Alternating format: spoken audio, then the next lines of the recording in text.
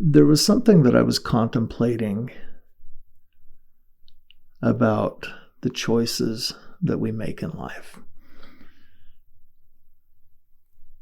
There's this carnal, sensual, and devilish side of every single person. If there wasn't, there wouldn't be so many bad things in the world.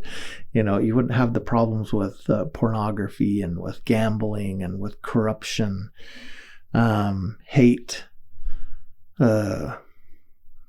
all the different things that we have in the world. And I know that there has been a point in my life when I've desired and sought after things that were dark. As I have become older and as I have felt the light of Christ in my life, there's been a greater desire to seek that which is full of light, that is not carnal, sensual, and devilish. But the funny thing is that even though you do that, even though you seek after light, those things that are dark are always lingering there in the background. They always pop up when you least expect it. And so, there are things that you can do, and I know there's some things that you just simply can't do, but it's going to find you one way or another. But I bring this up because I know that there are people out there who struggle with this. And I would just encourage them. And if it is you, I would encourage you to surround your things that are full of light. Immerse yourself in things that are good. Take control of your choices so that there are fewer opportunities for those things to pop up in your life, to be confronted by those things. There are things. I remember, I'm going to step back here. So I remember when I very first had my experience that caused me to come back to the church, and had me, and in actuality, it was to come to a realization that there was a God, and that in a sense he was calling me to come back to him. And prior to that time, I had never really had a testimony of the church, the gospel, or any aspect of it. But I had this experience that called me back, called me to him. And I remember the very first thought that I had was I had to abandon. Well, the very first thought was, holy cow, these things are real. And it was the furthest thing from my from my knowledge at that point. That was the very first thought, holy cow. And the second thought was, I don't want to die. But the third thought was, I don't even know what order they were in, but I'm going to say it was the third thought. The third thought was, I need to change my life. And in my mind, in my soul, I reasoned. I think a lot of it was the Holy Ghost reasoning with me. If I was going to change, I needed to change. If I was going to be different, I needed to be different. And those things were, 1, I needed to read the scriptures. 2, I needed to pray and come to know God. 3, I had to cut off my hair. I had long hair at the time. It was like maybe down to here off the screen. 4, I needed to abandon everything that I knew and never go back to it. That's the part that I'm getting to. I had to abandon all of the things that I knew, all the friends that I knew, all the places that I would go, all the things that I would do. I had to abandon all of it. They were places of darkness. They were places of immorality. They were places that I had too many experiences and too much knowledge that contradicted the place that I wanted to go and who I wanted to be. And I would say that in our personal lives, the same things need to happen. If we have a problem in our life, if our problem is gambling, we need to abandon those places in our lives.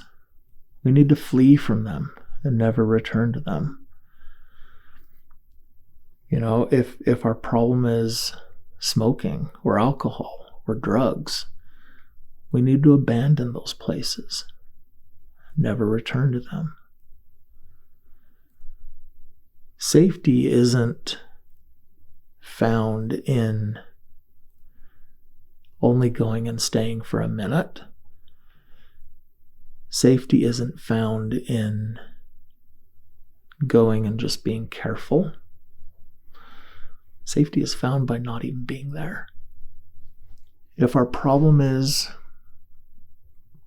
pornography,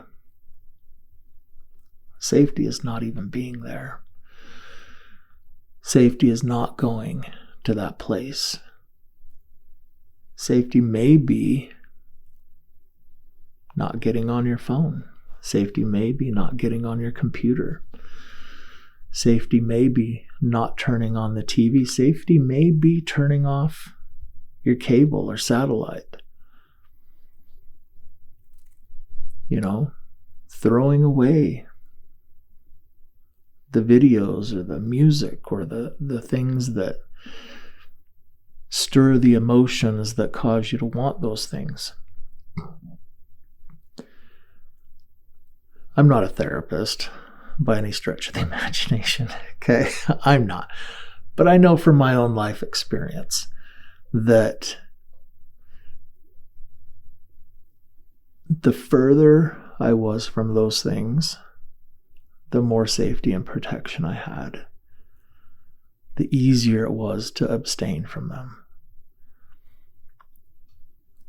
And I could see in my friends' lives who weren't able to stay away from it, who weren't able to stay away from those people and those places and those things, that it wasn't easy. I know it's a tall ask.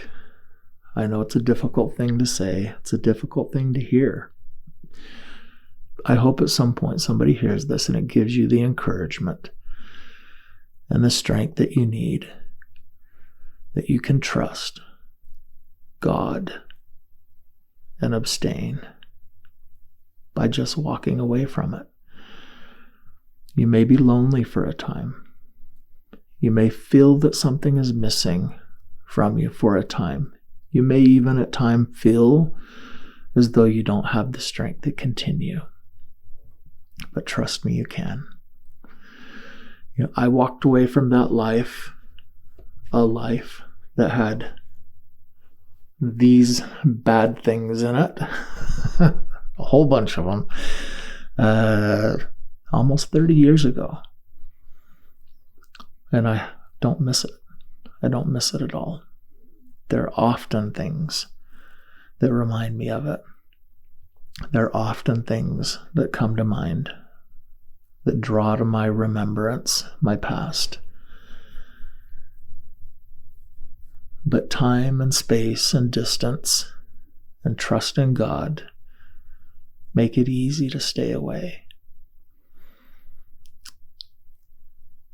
And honestly, the thing that I learned is that over time, and as the testimony of God has come, the love of God is much stronger than all those things and much more sure than all those things. God will give you stability. The more you trust in Him, the more you'll feel His trust. Your confidence will grow in Him. His confidence will grow in you. You'll have all that you need. I know this. So, just stay away. Walk away from it. Don't ever go back. Make the choice to change that part of your life. He'll give you strength to do it.